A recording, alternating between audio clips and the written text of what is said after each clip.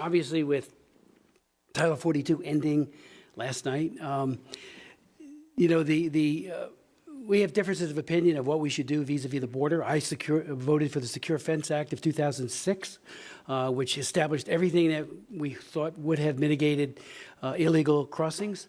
Chuck Schumer voted for it. Hillary Clinton voted for it, as did a lot of other people, on both sides of the aisle.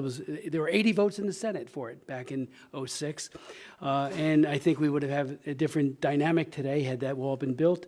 And I'm all for legal immigration. I'm all for refugees, well-founded fear of persecution, getting the help that they need. But one of the concerns, and I know the New York Times underscored this, that the HHS Office of Refugee and Resettlement seemingly has lost some 85,000 migrant children, unaccompanied minors. And I'm wondering, last year in the TIP report, and obviously the U.S. is included in the TIP report, it was pointed out that the government, our government, continued not to mandate human trafficking screening for all foreign national and adults in immigration detention or custody, and did not screen for trafficking indicators among the people it removed. It also that on the prioritized recommendations, screen all, this is you, TIP report saying this, screen all individuals in immigration detention or custody for human trafficking indicators. And I'm wondering if Homeland Security has followed through on that recommendation made by you.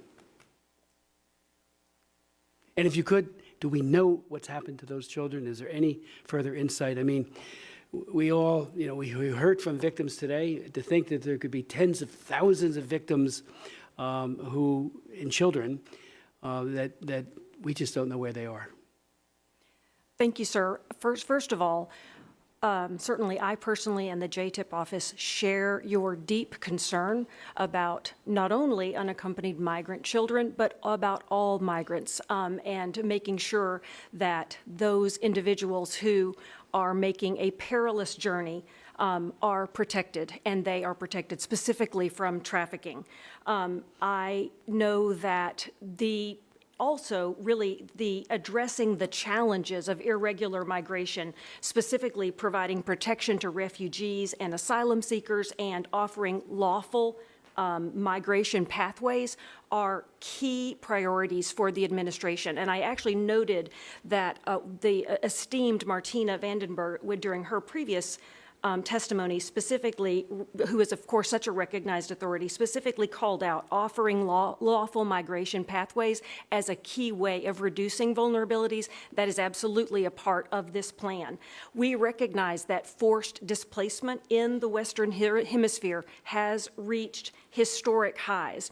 And I'm also mindful of Bella's comment earlier about individuals who, in her words, they're fleeing an utter state of desperation. And so we look at this crisis through that lens of sympathy that many of these individuals are fleeing an utter state of desperation.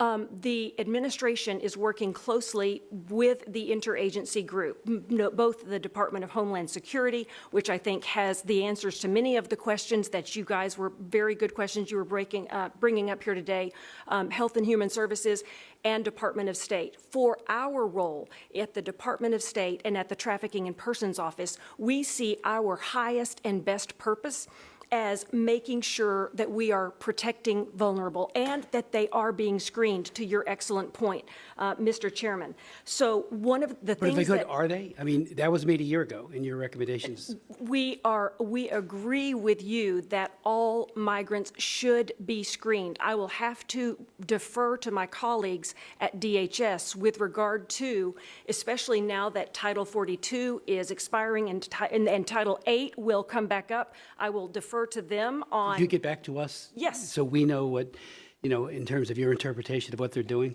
Absolutely, and certainly it's the perfect time to be asking the question because we are having a change in the authorities under which we will be working.